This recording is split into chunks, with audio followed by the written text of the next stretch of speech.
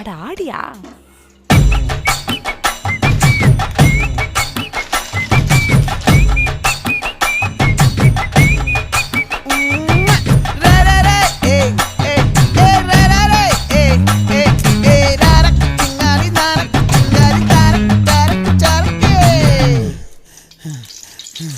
விளைஞ்சிருக்கும் என் வெத்தலை கொடி, அட வளைஞ்சிருக்கும் ஒரு சன்னல் வெடி.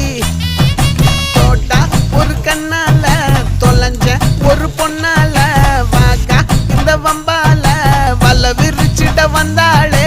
பார்த்து வளைச்ச தேக்கு ஓம் பட்ட உடம்பு சோக்கு, என்ன குத்தும் குறும்பு மூக்கு, கொஞ்சம் ஓய்வை கொடுத்து தாக்கு.